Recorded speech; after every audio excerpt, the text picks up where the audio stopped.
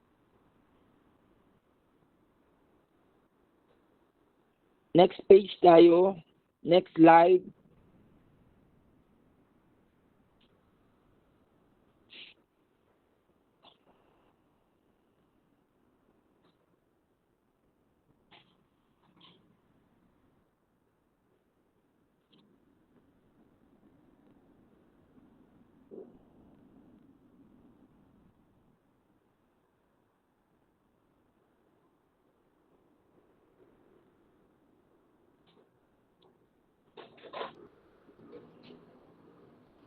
Next slide.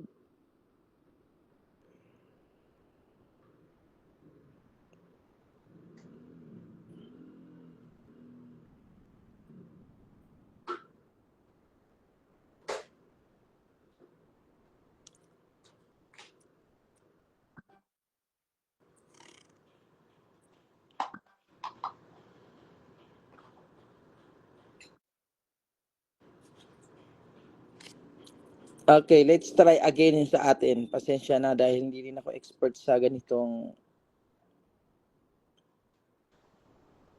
baka nahihirapan din yung nag-share. Ayan, nakikita ba ang aking screen? Hindi.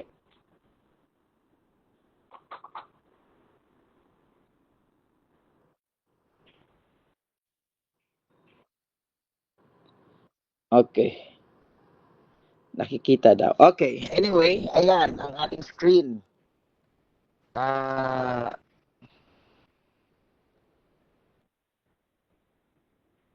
Sifatu laha diddon, alhamsu, aljahru, ashidda, alrakawa, al-isti'la, al-istifal, al-itbaq, al-infitah, al-idlaq, al-ismat. And then, ito naman yung mga walang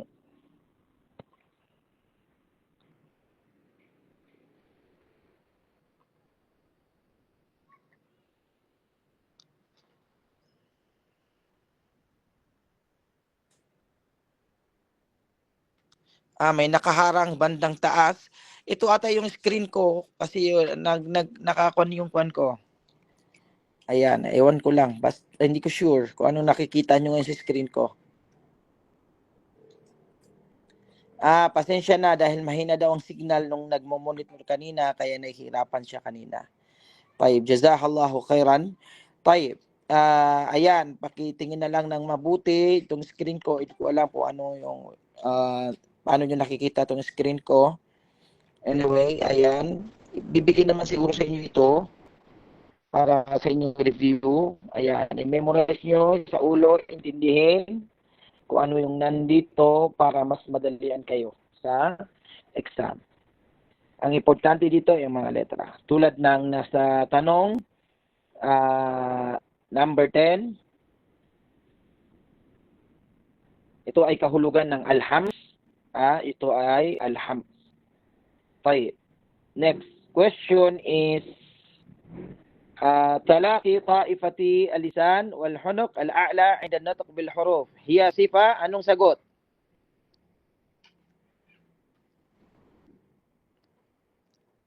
Anong sagot dito sa tanong na ito? Kung kabisado mo yung meaning, kabisado na isaulo mo yung meaning, ay pasensya na ha kasi hindi ko mabasa yung mga comment nyo. Pasensya, hindi ko mabasa yung mga comment nyo. Is letter B. Ang sagot ay letter B, al-itbaq. Al-itbaq. Ayan yung kwan. Ma huwa qat'u as-saut an kalima zamanan yatanaffasu fihi adatan. Okay, another topic na tayo. Another topic na tayo. Ang mahalaga, sabi ko nga, ito yung lumabas. Yang nakikita niyo, halimbawa ng mga katanungan, yan yung lumabas sa mga exam ng mga nag-umattend, ganyan na ganyan.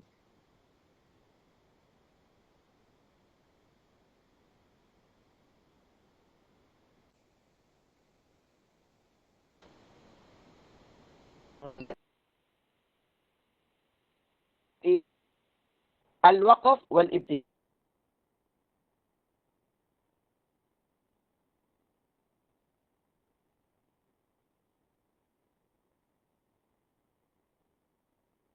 Al-waqf.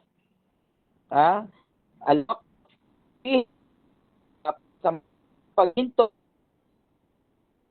para huminga na may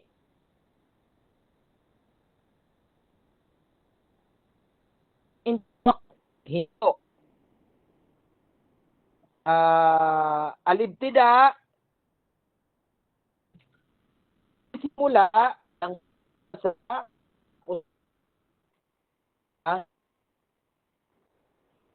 ano ang batas nito? Ito ay jaizon jad ma yamna'u aw yujibuhu wa ala ru'usil ayati tulutan ang pagdahilan o nag-oobliga at sunna ang paghinto sa dulo ng mga ru'us. Kapag tinanong tayo sa exam, al-waqf wal-ibtida ay mayroon itong batayan. Kailan ito ay napahintulot? Kailan ito ay may dahilan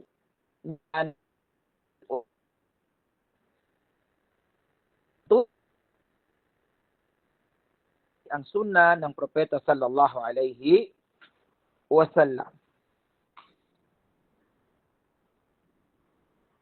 Aqsamu al-waqf.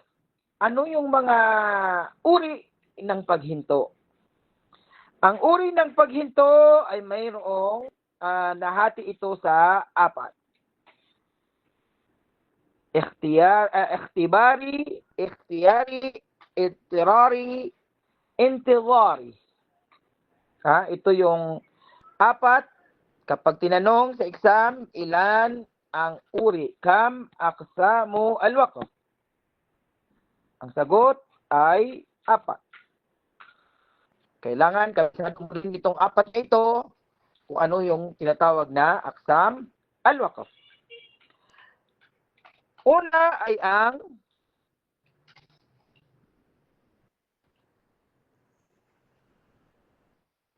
ikhtiyari.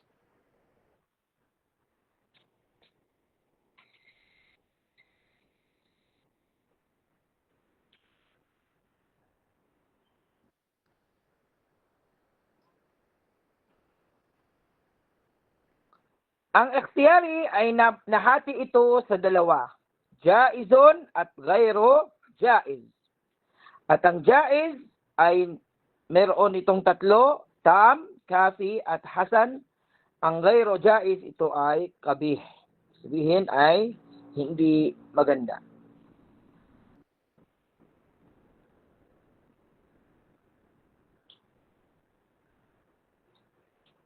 Ano ba ang pinagkakaibahan ng apat na ito? Una ay ang idtirari. Una ay ang idtirari. Ano ba ang idtirari?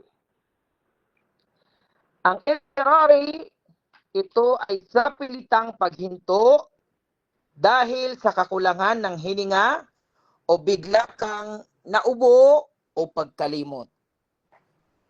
Ito yung mga nagbabasa na napilitang huminto dahil kulang o nagkulang ang kaniyang hininga or bigla namang siyang naubo or nakalimot, ay ito ay tinatawag na idtirari. Ang intidari ay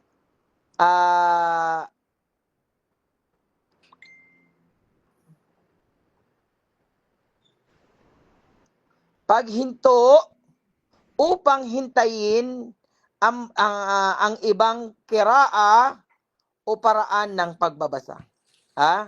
Ay yakif al-qari'u ala kalimatin liya'tifa 'alayha ghayraha 'inda jam'i al-qira'at. Wa next is ang ikhtibari.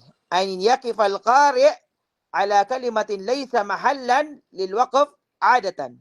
Wa yakunu dhalika fi maqami al-ikhtibar aw at-ta'allum. Tayyib, ito yung ginagawa kapag exam.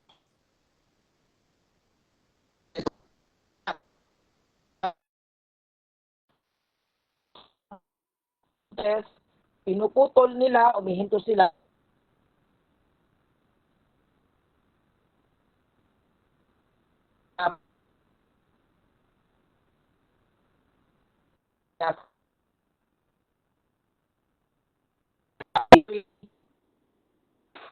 yung walang ang voluntaryong paghinto ay jaiz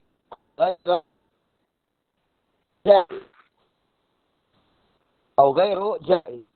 Ang jaiz kahulugan at hindi kasunod. Yan ang tawag. Pwede kang huminto kung kahulugan ay hindi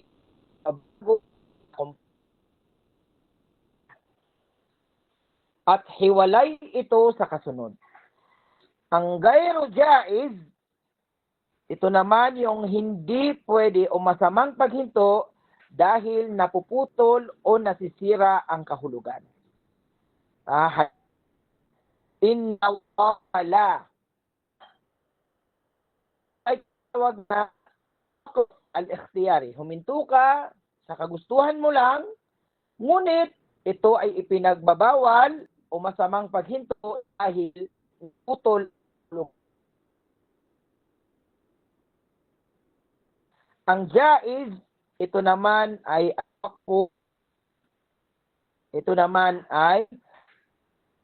kang huminto ay ang kahulugan. At ito ay mayroong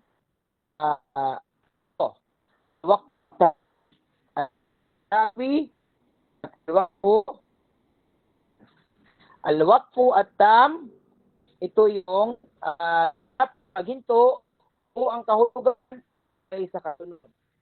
Ang waqfu al-kafi, buong kahulugan, ngunit may ugnayan sa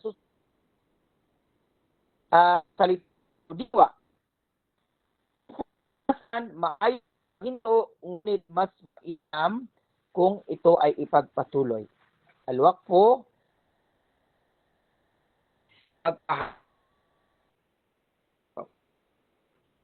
ito ano natin kanina, ma huwa qat'u as-sawt an kalima zamanan yatanaffasu fihi 'adatan.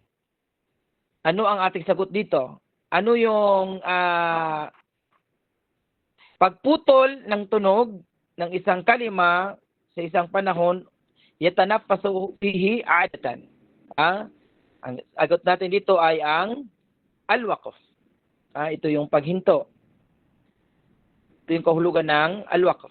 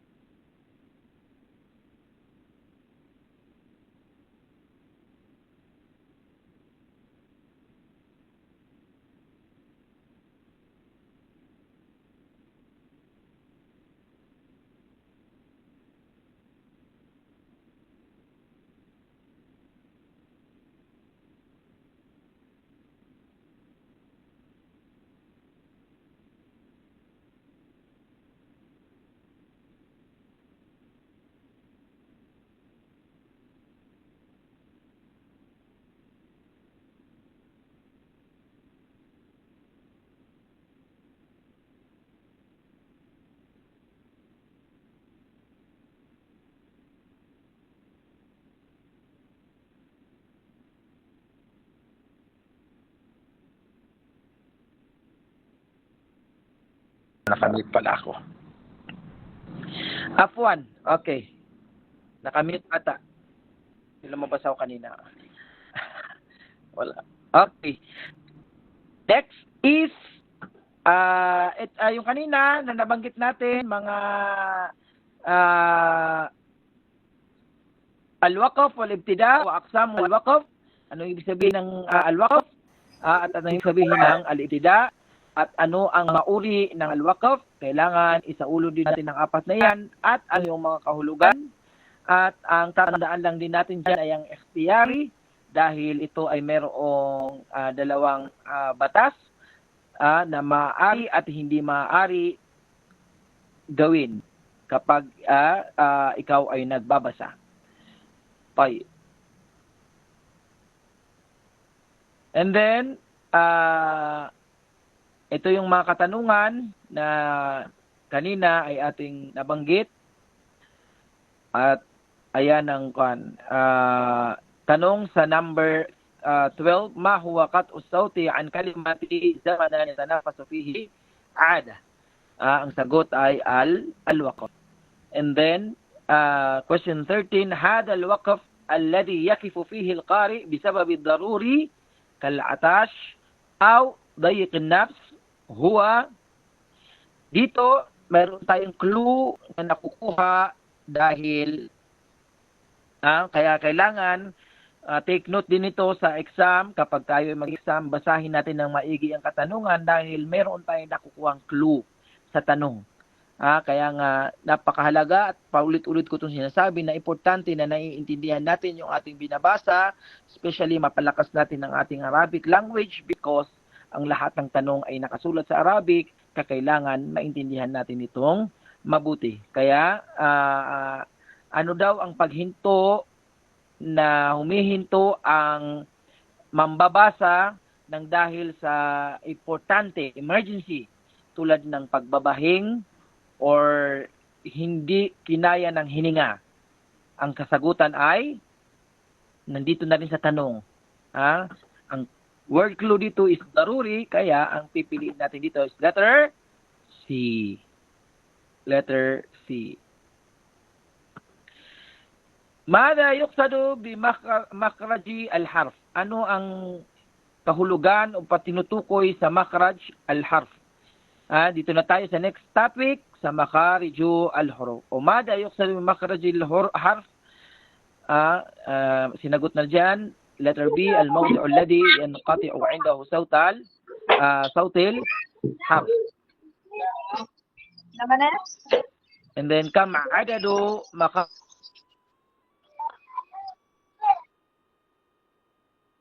al-huruf.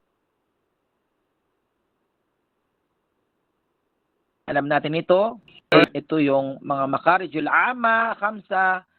Isaulo natin ito, al-jawf, al-halq, al-lisan, al-khayshum, al-shafatan. Nasa larawan kung nasaan ang khayshum, nasaan ang jawf, nasaan ang lisan, saan ang khayshum, shafatan, al-halq.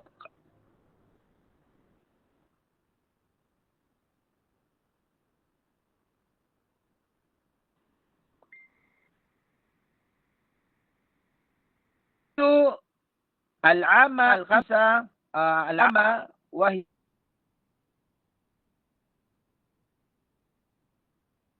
خمسة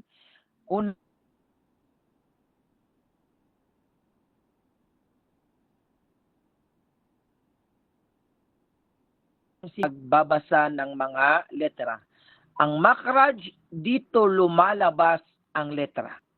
Again, ang makhraj, dito lumalabas o binibigkas ang mga letra.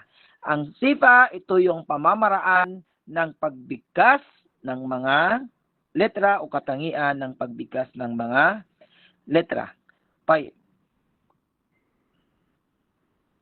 Al-jawf, importante dito itong may sa ulo mo itong al-makharijul amma khamsa.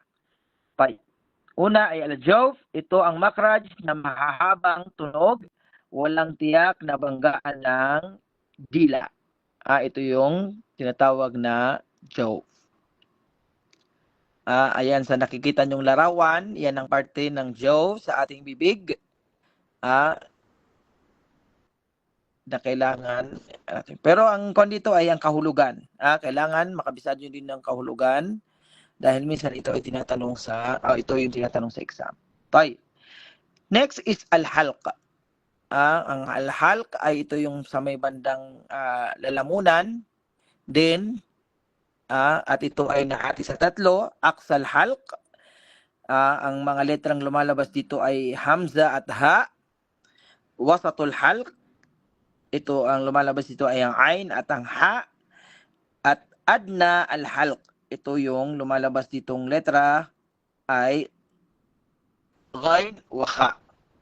Lahat ng titik na lumalabas sa lalamunan ay kabilang dito ay andyan. Hamza ha, ain ha, ghain wa kha.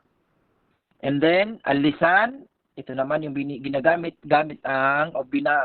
pinapalabas gamit ang ating mga dila.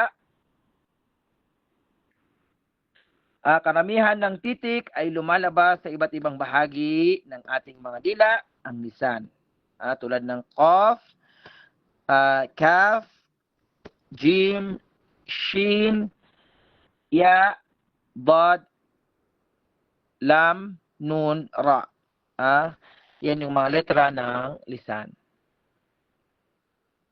And then, asyafatan, ito ang ating mga labi. Ang lumalabas dito ay mga titik na binibigas gamit ang dalawang labi o labi at ngipin. And then, al-khayshum, ito naman yung sa ilong, pinanggagalingan ng gunna sa ilong. Yan yung kailangan natin maisaulo.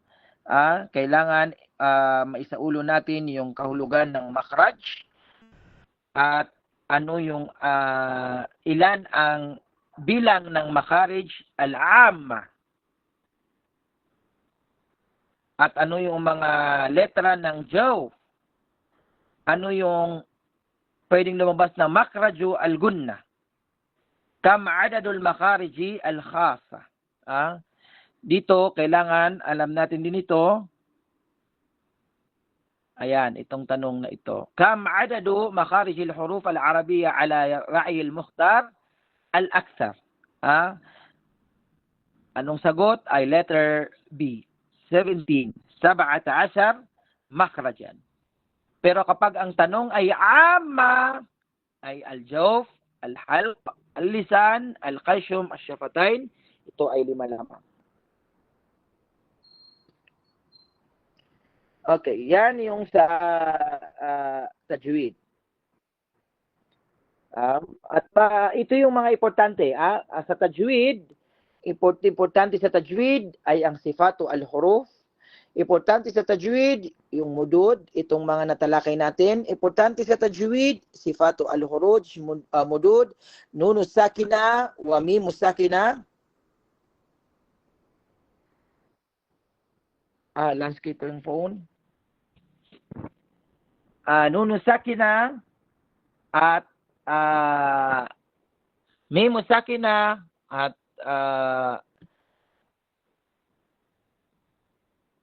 makariju al-huruf, yan, mga importante din yan sa ikhtibar.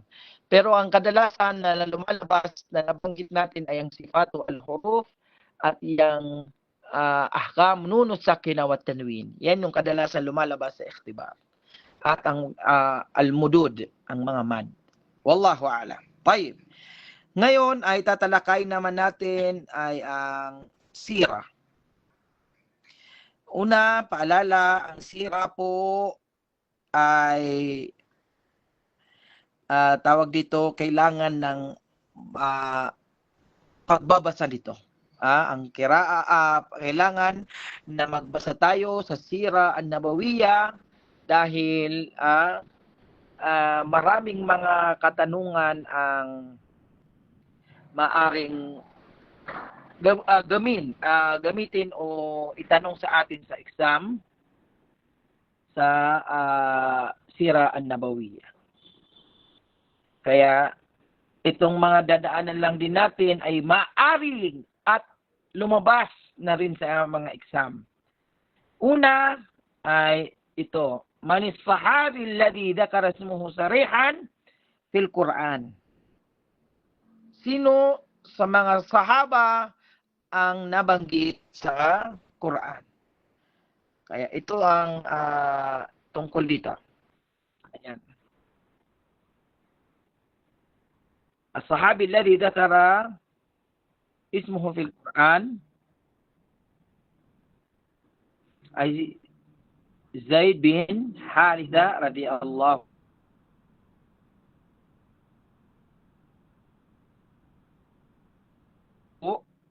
anhu. Okay. Si Zaid ibn Haritha ay siya ay ito ay ampon ng propeta sallallahu alaihi wasallam. Ampon ng propeta sallallahu alaihi wasallam. Ang pag-aampon ay pinagbabawal Islam at si Zaid bin Haritha ay ampon ng propeta sallallahu alaihi wasallam. Tinawag din siya noon ng Zaid ibn Muhammad hanggang ibaba ng Allah subhanahu wa ta'ala ang ayat na nagwakas sa pag-aampon sa panahon ng kamangmangan o panahon ng jahiliya.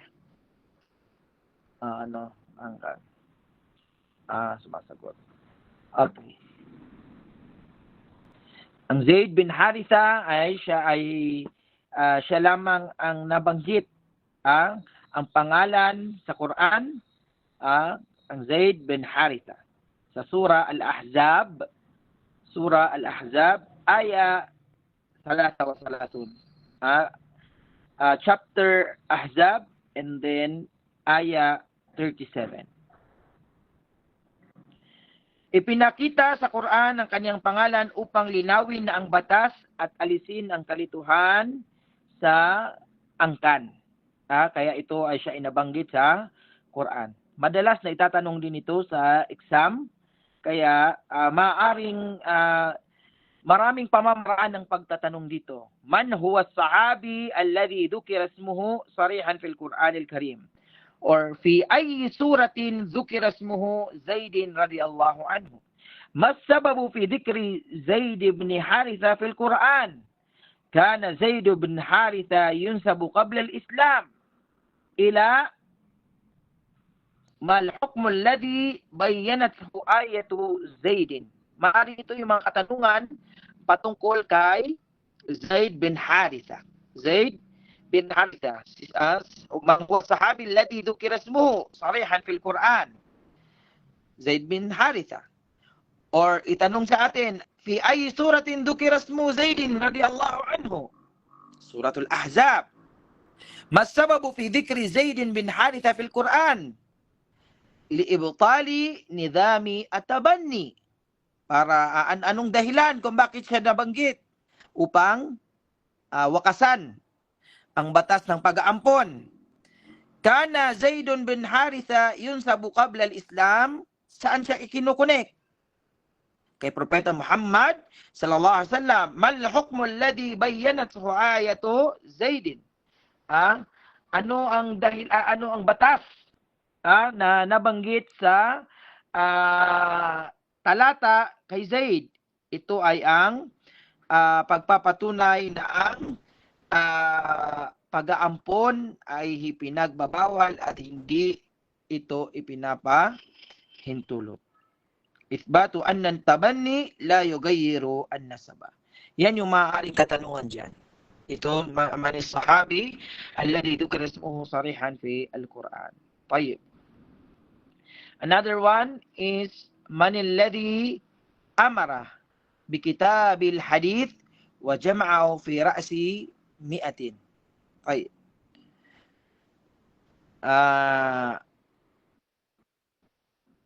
Dito naman ay kung sino ang inutusan na formal, ang unang nag-utos ng formal or sistematikong or opisyal na pagsulat at pagtipon ng mga hadith. Ito ay si Umar bin Abdul Aziz rahimahullah. Kailan? Ra'su al-mi'a sa simula ng ikalawang siglo sa Hijri. Ano ba ang ginawa niya? Naglabas siya ng opisyal na kautusan upang tipunin at isulat ang mga hadith. Itinalaga niya ang dakilang scholar na si Muhammad ibn Shihab al-Zuhri upang pangunahan ang gawain ito. Ito yung mga dahilan o kung sino yung unang nagpautos. Ang tanong, sino ang unang nag-utos na isulat ang hadith? Ito ay si Umar ibn Abdul Aziz rahimahullah.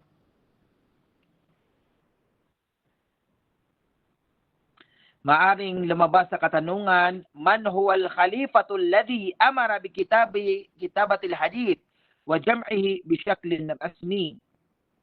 Ang sagot ay si Umar bin Abdul Aziz. Maari ding itanong, fi ay zamanin bada at-tadwin ar-rasmi lil hadith? Fi bidayati qarni الثاني الهجري. من هو العالم الذي كلفه عمر بن عبد العزيز بتدوين السنة؟ Ito ay si Muhammad bin Shihab al-Zuhri. Siya ang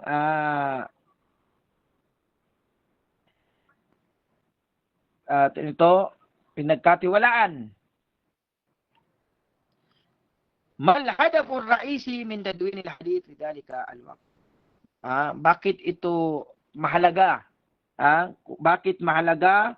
O bakit, ano ang purpose? Kung bakit, ano yung pinaka-main purpose kung bakit isinulat ang hadith? Upang ito ay mapangalagaan. Hifdhus sunnah min ad-daya'i wat-tahrif. Para hindi mapangalagaan ito at hindi mabago. Isa yan sa kailangan.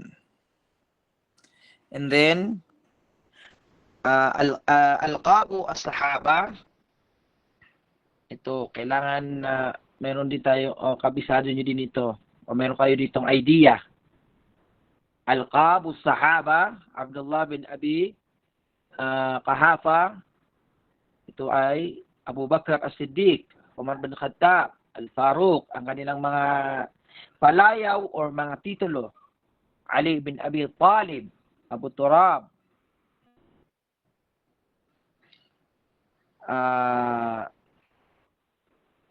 Ali bin Abi Talib radhiyallahu anhu, Dhu Nurain, Uthman bin Affan radhiyallahu anhu, Saifullah al-Maslul, Khalid bin Walid radhiyallahu anhu, Aminul Ummah,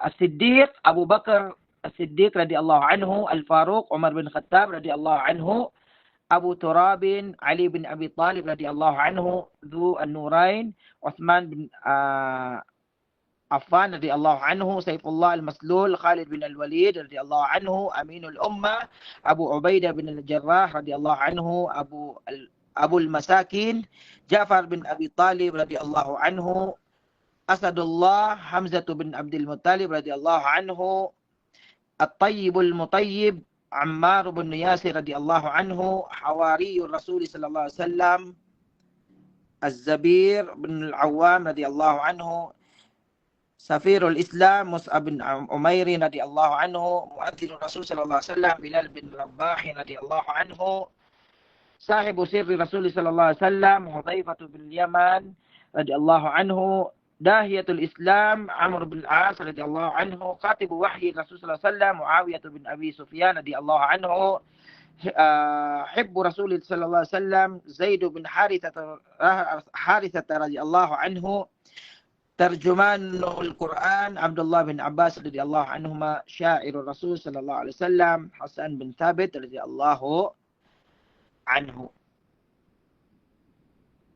Yan, mga mahalagang importante at mahalagang kailangan mayroon din kayong idea sa mga kilalang mga sahabi, kung ano yung kanilang mga palayaw or ano yung mga kanilang titulo. dahil maaaring lumabas yan sa exam. Tanda ko rin na ito ay lumabas sa exam nung ako'y umatin ng ISAL exam. Sa ISAL. Itong mga palayaw or tawag dito, palayaw or titulo ng mga sahaba. Ayan. At meron pang kadugtong, ito naman is Jam'ul Quran al-Karim. Inshallah, ito naman ang ating next sa talakayin. Ayon nga sa ating nabanggit, sa sira, ang importante ay kailangan ang kunin natin sa sira yung mga maalumat al-amma, yung mga importanteng mga informasyon sa sira tulad ng mga ating nabanggit ngayon, tulad nitong mga al-qabu as-sahaba at sino yung unang nagsulat o sino yung nagsulat o sino yung nagutos o sino yung nabanggit. Ito yung mga importante sa examination at ang pinakakailangan natin sa sira, sa subject na sira ay ang pagbabasa. Kailangan ay magbasa tayo ng mga aklat patungkol sa sira dahil ito ay maraming maaaring katanungan pa na lumabas na importanteng mga impormasyon patungkol sa sira an-nabawiyya. Wallahu a'lam. Wa jazakumullahu khairan sa inyong pagdalo. Insyaallah, dugtungan na lang natin insyaallah ang ating programa biidnillahi ta'ala. Naway nagkakaroon tayo ng idea upang mapadali sa atin ang ating pag-exam biidnillahi ta'ala. At ang susi sa katagumpay o pagkapasa ay ang pagsusumikap at ang pagre-review upang gawin natin, nabanggit na natin ito, gawin natin ang lahat ng ating makakaya at pagkatapos ay bayan natin sa Allah subhanahu wa ta'ala. Dito ng ating second lecture. Jazakumullahu khairan wa barakallahu fiikum.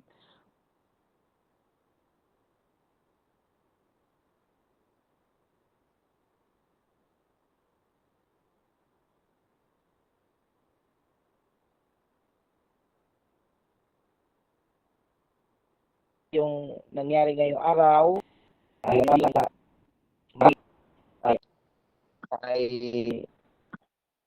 hindi gaano minsan at minsan naman alhamdulillah. Barakallahu fiikum, jazakumullahu khairan. Hanggang dito na lamang. Assalamualaikum warahmatullahi wabarakatuh.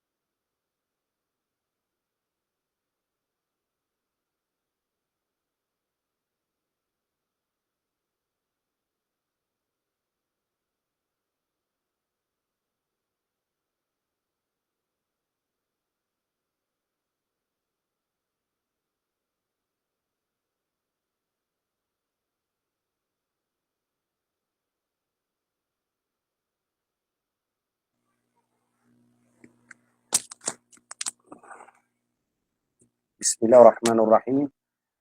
Alhamdulillahi Rabbil Alamin. Wassalatu wassalamu ala nabiyina al-Mustafa al-Mukhtar wa ala alihi wa ashabi ajma'in. Amma ba'd. Assalamualaikum warahmatullahi wabarakatuh. Perinang ko Allah, mabipiyagi na matanulangon, dabatanu awidakal, ubad na mga awidakal na pakalpas na noon Allah subhanahu wa ta'ala. Sabab sa di tanudun katawa no anto na ikuswa. Ibigirtan wallah so pinakamapya si sa dunia na mala na sa lungan na mori. Nagwipin yan tano so dapat mapipikir tano mapya si sa dunia na mala na si sa alungan mori. So di man punan agyang kai slide inibigirang dapat tano na mapuntok discuss ko hal sabab sa madakal sugiden tanusan abitiara si sa hal. Tukapatik no taniwa ya balasang kanoo Allah. So hal na si sa lugha Arabiya kagi subject taniman to na giyan kaya hal na wasfun mansubun aw fi mahalli nasbin يذكر لبيان هيئة صاحبه عند وقوع الفعل. Ayakun hal na wasfun mansub. Rupaan adi di atasan. Udi na iperupan yang sumusuf sahibul hal pero penabas mufrad ka mahalluhu an-nasb, mahalli fi mahalli nasbin. Ay darpayan na nasb, mana na jumlah so hal. Yadhkuru li bayan yanqutu wasf na yadhkuru li bayani hay'ati sahibi. Ipaguluy niyan surayagan o mambutad o kiraksiko no to ba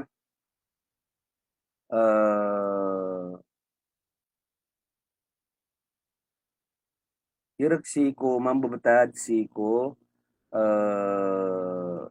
sahibul hal. So ginada kanepita kun si ko mga gingaya bubeloy no to ba tutandingan sa giyang kaya review